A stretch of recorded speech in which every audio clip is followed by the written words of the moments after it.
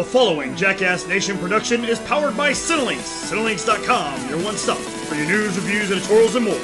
Keep it on Cinelinx.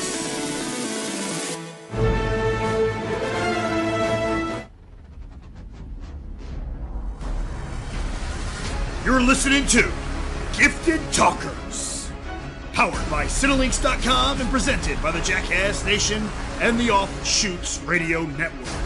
And now, your host, the Jackass. That's right. Welcome back. A brand new episode of The Gifted. This is Gifted Talkers. We're back. It was 2 weeks. It was a really difficult 2 weeks. I was very sad last week because I found out there was no show, and then I forgot that there was no show, and then I had to find out all over again that there was no show, and it was very depressing.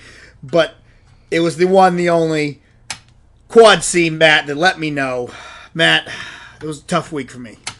I mean, I know it was a tough week not watching Gifted, but the silver lining is that you did decorate Kayfabe Studios in a beautiful Christmas decoration. Of course. Like, it is gorgeous in here. Like, you know how Bing Crosby sings about a white Christmas? Like, there is, like, artificial snow everywhere. And what's crazy is it's falling from the ceilings, too. I don't understand it. My one problem, though, is that you've got this, like, what's supposed to be. There's a sign that says, Fountain of Unlimited M&Ms. And there are no M&Ms that are coming out of this fountain right now. So I don't know what the deal is with that. But I want some Christmas M&Ms because you've already told me there's an unlimited fountain of Christmas M&Ms. Well, we had to. The workers were getting too fat. We had to get rid of some of the M&Ms. You've got a reindeer in the corner. That's right. Well, we are coming to you live from Kayfabe Studios. This is your boy, the one, the only, the Jersey Jackass, Mr. Beach of the Sea. Hit me up on Twitter at RealJackassBC, RealJackassBC. Matt comes at you from at Move the Joystick, MoveTheJoystick. Oh my God, you can spell. Wow, I know that I was thinking really hard while I did that. I can't believe that came out. What's great was that it came out so fast too. Like it's something you rehearsed, but I saw the face that you had. You did not rehearse that at all. Not at all. Didn't know I was going to do that. That was amazing. Just kind of easy. It's easy to spell. It's all right. To move the joystick. It's not hard. Yeah, absolutely. So. We've got a brand new episode of The Gifted. Finally, it was a lot of fun. Episode 9 of season 1, outfoX. Yeah, I don't know why it was called outfoX. I was still trying to figure out that. They got outfoxed. I mean, that's a stretch. They got outfoxed. I mean, we'll get to how they got outfoxed. Nowhere near what it seemed to be in the preview for the episode. No, it looked like it was a trap. Yeah. To begin with, it was more of a lucky trap. Yeah, really. And we'll get to that in a second. But this whole episode seemed to really... It used the momentum for the last one. So it capitalized from the last episode where we found out that the kids had the same powers as the grandparents who they could hold hands and suddenly they have like limitless power, right? Yeah. So this episode seemed to really just swirl around that plot point. And so even the flashback was about how the kids were the first time they ever held hands. Now, that's kind of where my first issue was in this episode, where they held hands because they were skateboarding and stuff, and then suddenly the power, or their hands started to, glow and stuff. At that point, that felt like a really clear indication that you were mutants. Yeah. So how did you not know that you were a mutant before? True. Yeah. One interesting to say is I kind of found I found out exactly who the grandparents were. Oh, did you? The Fenris twins in the comics they're the children of Baron von Strucker, which makes sense. Who is it's really weird because Baron von Strucker he's in the Marvel. Civil War. Age of Ultron and Civil War. Yeah, well, he was barely in. Or Winter Soldier in Age of Ultron. He wasn't in Age of Ultron. He was just in Civil War. No, that was Zemo. Was he? Yeah, that was Zemo. Baron von Strucker was the guy at the very end of the Winter Soldier who has the twins, and in the very beginning of Age of Ultron. I don't think that's right. Do you want to go ahead and look it up? I will. And want me to prove it to you? I will look it up. Go ahead. Guys, we're going to take a quick commercial break and let Matt look this up really quick. And we're back. Matt, do you have anything you'd like to say? Yeah, clearly you do better research than I do, because I just go off of memory. The one thing I know is Marvel movies. It's true, because you do a lot of rewatches. Yeah, so I watch totally those understand. all Yeah. the damn time. My bad, I bow to you and your limitless wisdom. Damn straight, that's what's up. So I thought that's really interesting because I was under the impression that the only characters that were owned by both companies were Quicksilver and Scarlet Witch. I don't know. I mean, that whole agreement, I would have to look at to ever really quite understand, because they seem to be trading off characters here and there for just random things. Yeah. So you don't know who they actually own and who they don't. Yeah, it was very intriguing because then you get into the thing where you have the Skrulls that are owned by Marvel. Yeah. But certain Skrulls are owned by Fox. Exactly. Like, how did they ever make this deal? I don't. They do. It doesn't make sense. Not at all. It's so good. It goes back to the same thing with Incredible Hulk. How Marvel owns Incredible Hulk, but they cannot distribute a solo Incredible Hulk movie. Yeah, and that has to go to Universal. And I hate that. I really do, because I would love to see Mark Ruffalo as the Incredible Hulk in his own movie. Oh, absolutely. It'd be great. Yeah. So, but anyway, getting back to Fox and the Hellfire Club, or I guess Baron von Strucker's kids. Yeah. They also mentioned that they were part of the Hellfire Club. Yeah. Which was something that I don't think we had mentioned before. In the show? In the show. No. I think that's new too. And the Hellfire Club was very interesting to see come up, because we know they showed up in First Class. Yes. In a small capacity. Yeah, and I remember Rob, a friend of the show, he was telling me that even Thunderbird was part of Hellfire Club in the beginning, in the comics. So it's interesting that they're kind of changing things up, and they're making Hellfire Club a lot older than, I guess, what it is. Yeah, really, because like we said, we first saw them there in first class, so they did put them back in the 50s. Is that what it was? And that's when they're saying that's when the Von Struckers would have been around. They're saying back in the 50s, right? Yeah, something like that. Yeah. All right. So I mean, it works. It's okay. They're doing all right there. And flashback's what it was. Yeah, it was just a little picnic. I guess I'm getting a little bored of the flashbacks. Yeah, because they're not really doing too much. They're not. They're not as interesting as they were before. Like, give me something that we haven't seen before. Show me, like, a character that I want. I want more of Blink. Show me more of Blink's past. Yeah. But we're not getting that. We don't have anything on Blink's past. No. And they've seemed to try and, like, keep that close to the vest, so I'm hoping that there's going to be something big with that reveal. Maybe even Dreamer. I would take a Dreamer flashback at this point. Very true, very true. So, all right, well, our first storyline is, we kind of start out with Reed and Mom dealing with Grandpop. Yeah, with him being a mutant and then him dying. His dad, and figuring that all out. And I feel like that's exactly how that conversation would have gone, too. I feel like so, too, except for the part where the mutant powers kind of get talked about. Yeah. Because she starts talking about how, like, wait a second, she's connecting the dots. Yeah. Grandfather, or great-grandfather, grandfather, Reed, and the kids all were supposed to have the mutant gene. Yeah. She seems to be bothered by the fact that Reed was a mutant, but it got taken away from him. Well, I mean, to me, it feels like she's getting this information that she didn't know anything about. Right. And she's sitting there going, this makes no sense. How is your granddad and your dad a mutant and your kids, but you're not a mutant? This makes...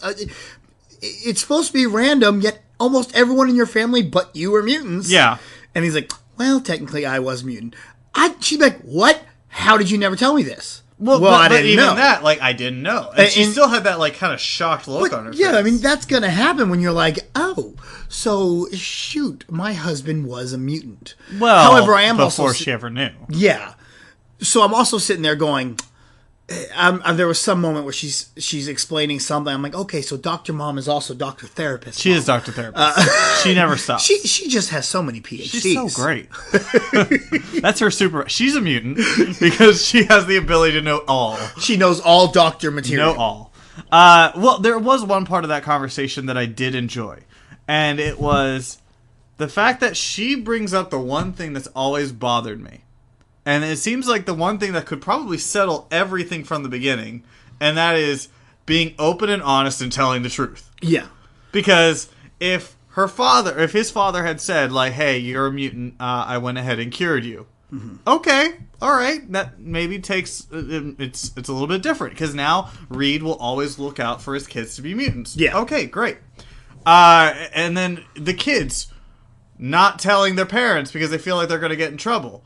Well, that's kind of gotten them into this mess at the moment. Yeah. So it's always this thing of like this. If you keep it from everybody, you're going to get screwed later on. And so I like that they went ahead and were like, you know what? Let's tell our kids that they have powers if they combine, hold hands or whatever. Yeah. Yeah. Here's my only issue with that part. Probably want to tell the rest of the mutant clan, too. Yeah. Maybe the trainers. Like, hey, so we know you're the trainers of the mutants. Our kids have a very destructive power. They just gotta clap hands and boom goes the dynamite. Yeah. No, I completely agree. Which brings me to my next thing. I wrote a note here that says, you test the powers in the vault in front of your parents and not outside. Smart. Because you're going to bring a whole house down that has all these mutants. They're not thinking that. They're like, oh, it's a vault. A vault is very secure. We're okay in here. Go outside! Well, what are you going to do outside? There's nothing you don't know. Go to like an empty barn, and also, parents, don't be there. Like, go behind, go away. Like, whenever you test a bomb, you put like a little bomb shelter in front to shield you from any debris. You do that too when you're testing your kids. Well, they didn't think anything was gonna happen. It's the smart, safe thing to do. But when you're there with your kids, when you're there with your kids, you want to be with your kids. You don't want to be like, yo, y'all do this. We're going to go hide behind this corner. I think that's the smart thing to do. It is if my kid was a mutant, not the I would do the parental exact thing same to do. thing. Well, No, see, no. It is the exact thing I would do. My wife would be like 10 yards away. Well, to be fair, your wife, she'd be like, yeah, no, damn y'all can die all you want. That's actually very true. She would do that. She'd be like, oh, you're a mutant and you can blow shit up? All right, I'm out. I'm not putting myself in danger. Nope. I'm going to go around the corner. Y'all going to go stay with someone else? Y'all are orphans now. I'm out. But Dr. Mom is going to be there to she has to get data. Yes. 'Cause she's Dr. Mom. Clearly, yes. She's analytics mom. But yeah, the only thing that really bothered me there, I was like, yeah, y'all really should go and tell the other mutants. Well, and that's the big thing, is that the mutant family, or whatever they're called, the mutant underground, has always said that they want people to be transparent with them. Yeah. Don't keep things from us because that only hurts us. Yeah. And that's exactly what they're doing with this whole hand-holding power. Exactly. And then we go, we get it again. Little bro, he's just like, yo, I'm not a freak because I'm a mutant. I love my powers. I want to do this shit again. But then we also get little sister who's like, yeah, I kind of like that power. Yeah, she does. There was this one moment, though, whenever Andy's like, I want to use my powers. But then Reed and the wife or the mom are like, no, don't do it. And I love when Reed blatantly tells him the truth. You can't control your powers. And he's like, oh, I'm just a freak? Yeah. Stuff it down and bury it? Yeah, and I was like, bro, that's a bit of an exaggeration there. I get it. He's a teenager, so I totally understand. That's exactly how he But at the same time, I was like, damn, okay. I just love that Reed was like big enough to just be like, well, you don't know how to use your powers, so no. Master one thing before you move on to the next. A couple of the scenes with the family was a little redundant, I thought, though. I think so, too. Like, because we're in the vault, and we tell them everything we feel, and then we go back to them sitting in the room where that conversation... Yes. And a lot of that conversation was exactly what we just heard in the vault. Right. And I don't know if it's because I was watching on Hulu, and there's no commercials that made it feel that way. I fast-forwarded through the commercials, too. So, yeah. No, I think you're right. I think a lot of those parts were redundant. Like, they could have had that little conversation in the vault. Yeah. Like, after what had happened, maybe be like, oh, man, it was amazing. I really want to do this more or whatever. And you'd be like, no, you can't. Like, try out this or master your own power before you do this. Yeah.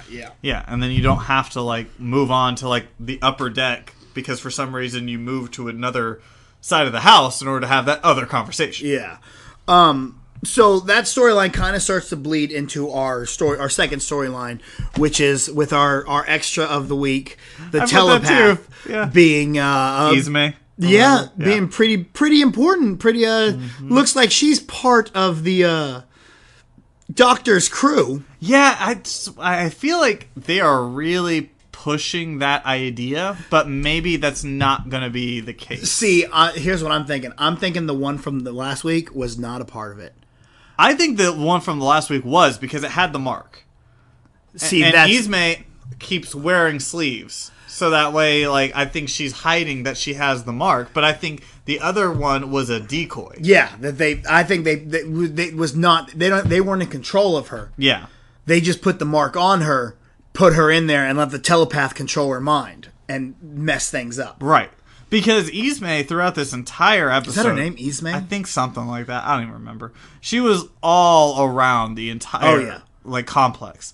She was outside Polaris' room while she's having a bad dream, which made me think that she gave her the bad dream to wake up and be we have to attack Trask.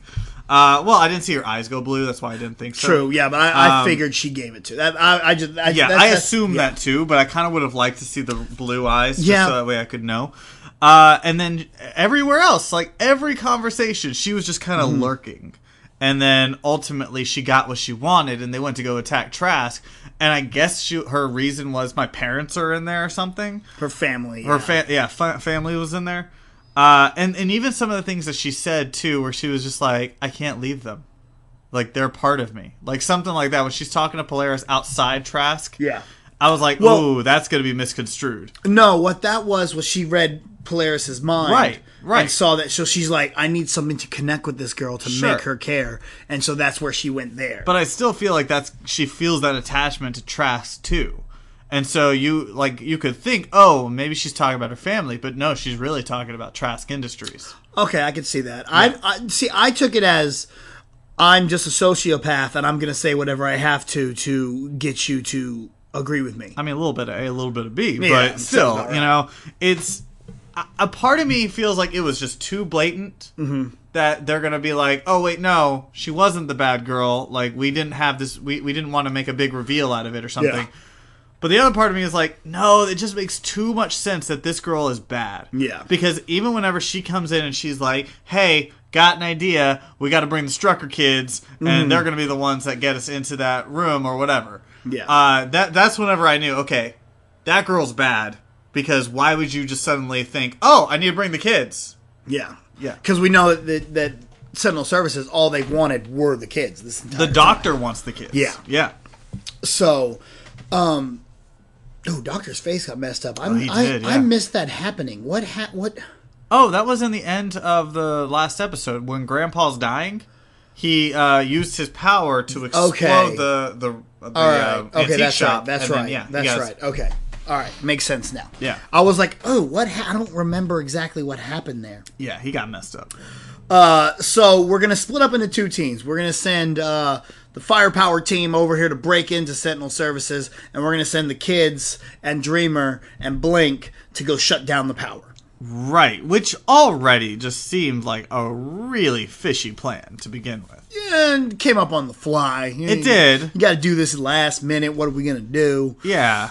I would have liked to have seen like a little bit of maybe like an Ocean's 11 deal where it's like you show where they need to go, and then they bring them back all the way to the outside, and it's like, okay, cool, now we've got our plan set. But instead it was like, hey, we're at this building, the energy's here, where the hell are we going?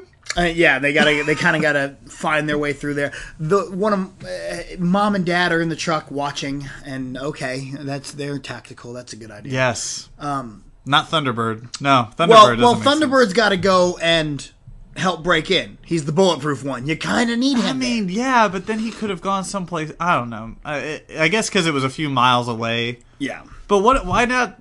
Why can't the truck be over by where they are, by where Trask Industries is? So that way, whenever they know that the power is down, they can just get out, go over into Trask. I guess true, but and then we get to the point where, right before all this goes down, we got to get the information from the guard at the bar, which is one of my favorite scenes. I thought it was cool. That was a lot of fun, and Polaris's brass knuckle spoon. I thought that was awesome. Was the coolest thing. Yeah, about that first scene. That was badass. So that's I loved that real quick. Meanwhile, oh god, what's the detective?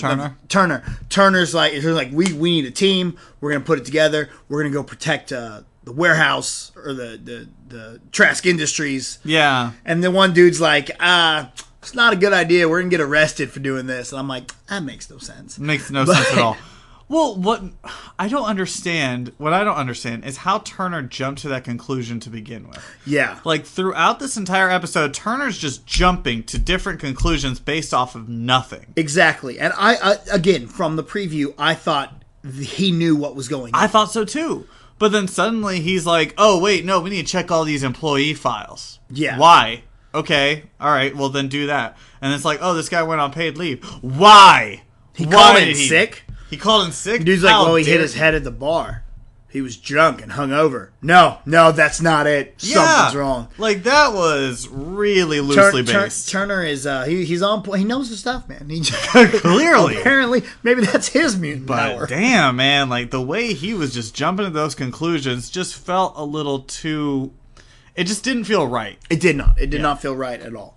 And so we're sending the kids in with Blink, and I got to tell you, I love Blink's sass. I love Blink.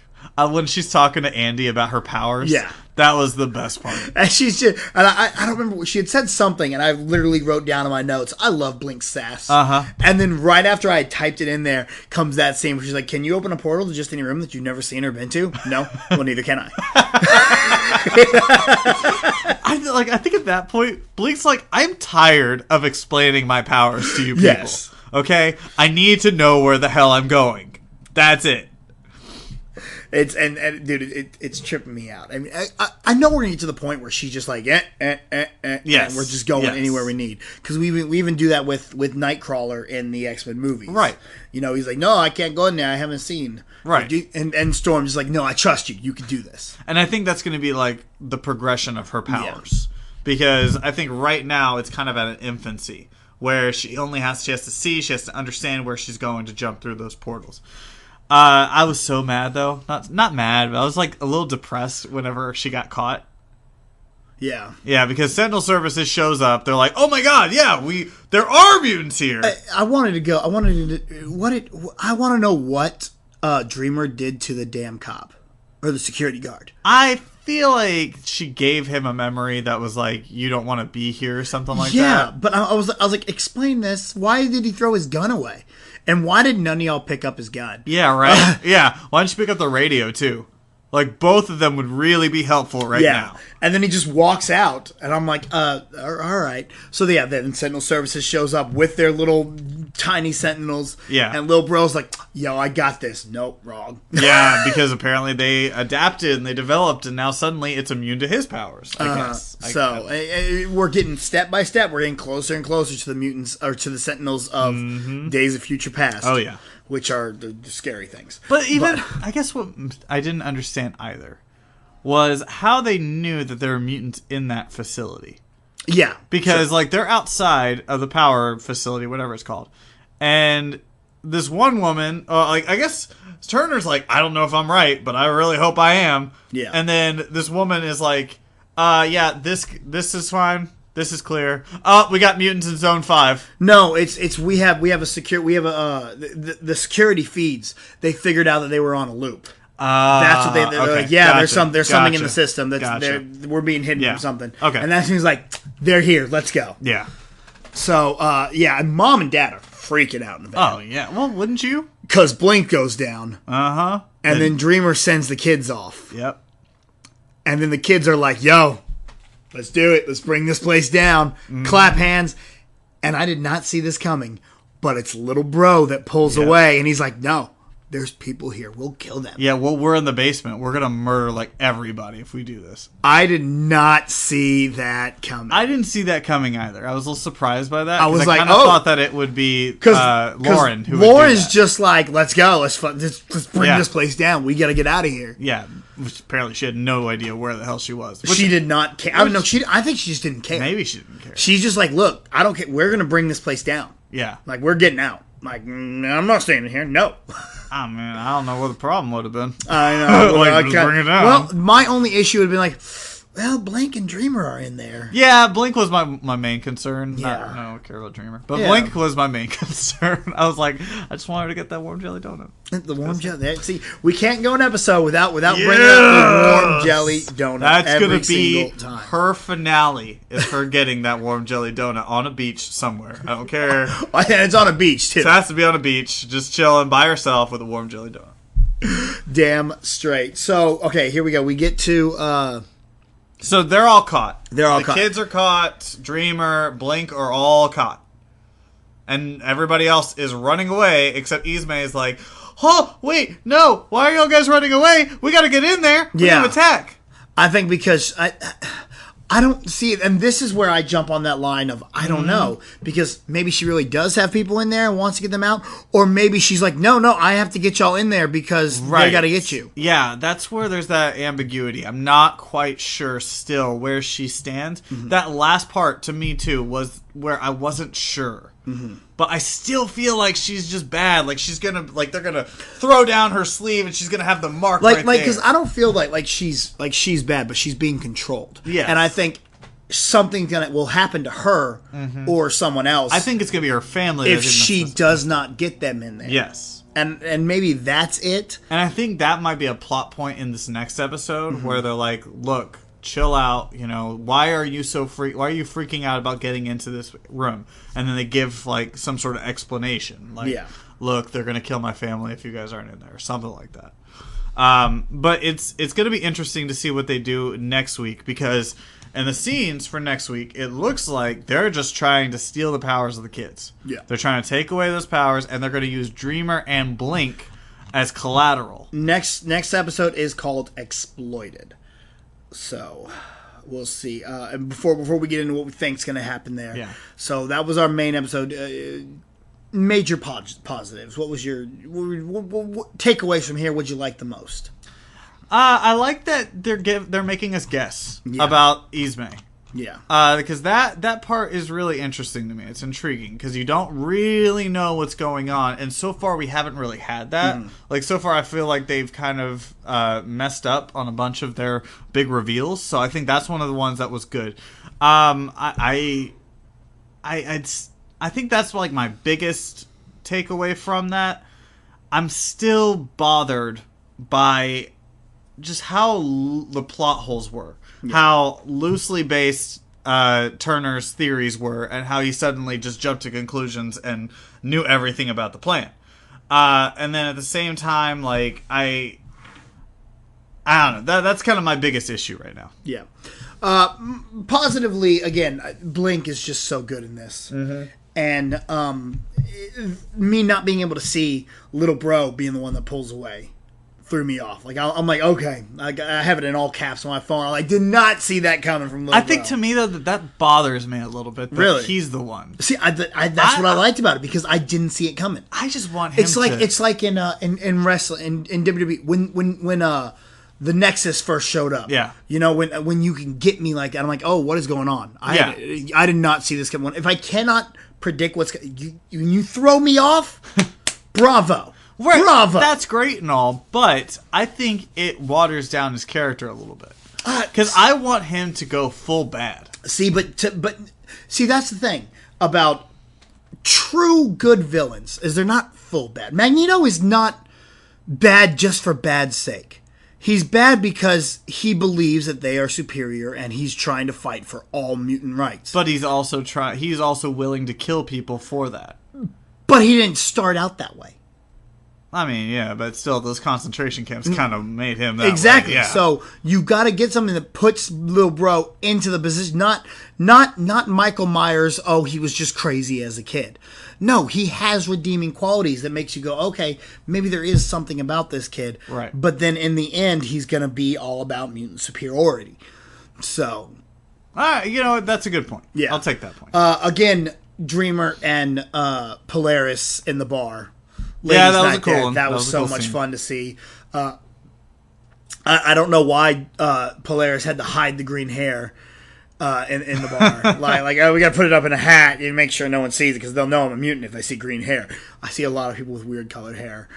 I don't think they're mutants. Yeah, but there could be a wanted, this person, she has green hair, this. Yeah, but Dreamer did nothing to hide her appearance. Well, but she's not as wanted as Polaris. Polaris was in the system.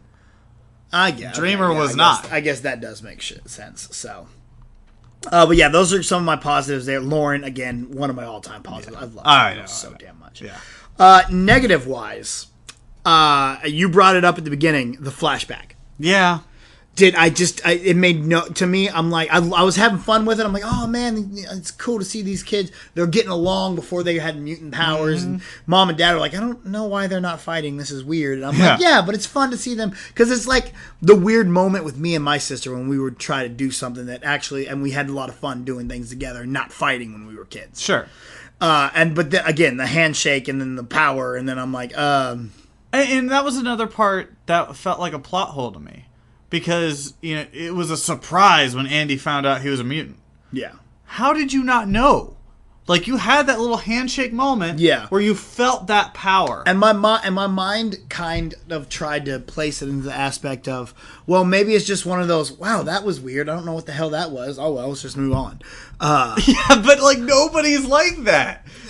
And he even says that later on, that's the reason why he stopped being a good student. That's why he started neglecting his studies, because he was consumed by that idea that he has powers. But again, he didn't know he had powers until the first episode. Yeah, so that's why I had a few... I did. I had some issues with that flashback. I did not... The flashback would have made sense if it was 7 years ago. And they were kids. And something happened and it scared them and they held hands. And then their, hands started glowing. Yeah. That makes a lot more sense than a year ago. Because 7 years ago, I don't know what I was doing. You could have told me that I had power 7 years ago, and I wouldn't have remembered. So, at that point, when you're kids, it makes a more, it makes sense for them to not know that they had that ability. Yeah. Not a couple months before it all went down. Yeah, Lauren could have been the older one. Well, no, because Lauren, again, they were like, Lauren, that was when she had just found out she was a mutant. Yeah. So I get her not thinking much of it because she's like, oh shit, that was part of my mutant powers. Yes, you're right. But Andy, that doesn't make sense. I feel like Lauren could have been the one to remember it and just be like, hey, you remember when we were kids and that one crazy thing happened and we held hands and our hands started to glow? And he'd be like, I don't remember that. Well, we have that ability. Yeah. Let's try it again or something like that. Instead of all this kind of jumping around. Because even the whole when they're in the bed and they're reading the biography of mutants or whatever, that part seemed really weird too. Well, the only thing that let me buy that is the one joke. It was a throwaway joke, and it kind of made the scene. He goes, "Yeah, I found this book in the library. You know where the library is?" Yeah, and I was and to me, it's the little moment of levity made that scene work, but at the same time, I'm like, it would take a lot more work to find the people in this book. Yeah, but. Well, and even that's exposition we got to get to. Even still, you could keep that scene, but you could put that scene in. You could insert it after the vault, and it makes a lot more sense. True. Because at that point, okay, we understand now. We have this ability. I wanted to look up because I found out my grandparents used to do this. I wanted to see maybe if there was some information in the library. You pull it up out of the library, you find out, oh my god, they were villains. And so now it makes you not really want to. It makes you a little scared of your powers, right? Yeah. That's better storytelling than throwing it before the parents can even tell them that they have this ability. Yeah, that makes a lot of sense, true. I get that. That's something that probably could have been done better. Another one of my negatives. Reed and Mom writing wrong with them. I kind of mentioned it earlier on. Mm-hmm. There was no. Look, I get it. Mom and Dad are overprotective. No reason for them to be. You can't. You don't have any mutants that can do that. They don't have the money to pay more extras. Maybe Dad, because Dad's tactical and does stuff and goes on. But there's no reason for Mom to be there. It makes no sense other than we need her for emotional baggage. Come on, man. She's also IT. All right. Of course. She's a doctor. And yeah, I mean, it gets to the point where you're like, okay, well, you got to this. this is what you've set up Mom to be all series long. Yeah. So I understand that but for me, you could have done something where they were able to watch from back at the state, rather than going on the mission. Mm-hmm. And so that kind of bothered me. And then again, back to your point also, my only other negative was, man, Turner just finds this stuff out on a whim for no damn reason. No reason at all. Unless we find out that some mutant Domino is giving him good luck to figure this stuff out. Because, like, I went back and I tried to find where he started figuring this all out, and I'm like, this is so loosely based. Yeah, he just pulls it out of thin air. Yeah, nothing. He's like, we gotta find out more about Trask. Pull out the employee stuff. Wait a second, that guy's on medical leave? It's mutants! What? Yeah, so that really did bother me, too. So, all right, let's jump into our predictions for what's to come. Did you watch the preview? I did, yeah. Did they shoot Dreamer? I'm wondering about that. Because they show her, the gun goes off, and then they don't really... They show someone fall, you kind of. see Blink behind her, and it's like, do we have to do another one? Like, just to try and motivate them? Or I'm like, ooh, did they just shoot her in the leg? Like, I'm not sure what they did. But they do a really good job of confusing us on their previews. They really do. So, which they could kill off Dreamer, and that's a way of, like, shipping Blink and Thunderbird. Yeah. Uh-huh. But I don't think they should, because Dreamer's such a good character at this point. She is. And someone that I didn't think was going to be such a good character. I didn't think so. But has really grown on me. Yeah. Man, Strucker's face, though. Oh, yeah. Dude, that dude's messed up. All sorts of messed up. Yeah, like, I know that they said that mutant had abilities to heal him, but, like, apparently that mutant's abilities suck. That's not Strucker. That's Doctor. Doctor, yeah. Yeah, my bad. Of course, we do still thank Dr. Stryker. Yeah, right. Because everything he does is such a Stryker thing. So, and he's trying to steal the abilities of the kids right now, which, also, why are they all dressed up in, like, leather? I don't know, but I was sitting there going... Yo, they're X-Men now. They got costumes now. They're going to turn these damn things into costumes. We are getting into X-Men time, baby. These are new X-Men. Yep. Well, I think this right here is going to be that thing that pushes Andy to being bad. This whole, like, experimentation and all this other stuff is going to force him to just be like, you know what? Screw humanity. I'm going to kill, like, all these people that are trying to kill me right now. Do you think it's a quick turn, or do you think it's... I think there's going to be something that happens that traumatizes him. Yeah. That he keeps going back to and just being like, you remember what happened in that lab. Yeah. And it's step one to move forward, to keep going. Yeah. Yeah, I think the same thing. And I'm back and forth now on... Where's Lauren gonna play out in this? Because she's the one that's like, let's use his power. I like it. Yeah. I wonder if this is gonna be the episode where we get that payoff of their abilities being used. Well, we have technically 3 episodes left. Yeah. However, we have this episode, and then we're gone until January 15th, where there is a 2-hour season finale. Oh, well then maybe that's whenever they do it. Yeah. Which is even more weird. That's the strange. fact that we're gonna be gone for roughly a month and then come back for just one night. Yeah, that doesn't make sense. So that's poor planning, right there. Yeah, that's really disappointing. There's literally nothing else going on Monday nights on Fox. No. Well, okay, wait a minute. Then again, it does say there's supposed to be 13 episodes. This is 9, 10, 11. So maybe they'll be back for one episode before the season finale, and this is just telling me the season finale is on the 15th. Weird. It's still weird. Yeah, they're just gonna wait. Coming back for 2 weeks instead of 3. Yeah, I don't get it. Yeah, I'm on there. I think these costumes are gonna be. That's what I focus on the whole thing. I'm like, I had to go back and rewatch because I'm like, well, did they shoot Dreamer? But at the same time, I'm like, did they shoot? Look at those costumes. Like, yeah. Yeah, we're getting there. We're getting mutant costumes now. That's what I want. I don't know. I feel like they're gonna shed those costumes by the end of that episode. They probably will, but I can hope. All right, I can. A girl hope. could dream. Exactly. Dreamer's putting dreams in me. I can dream. Yeah, just inhale that smoke, buddy. Damn straight. All right, well, let's wrap it up. It's been another great episode of The Gifted. I'm so happy to have it back.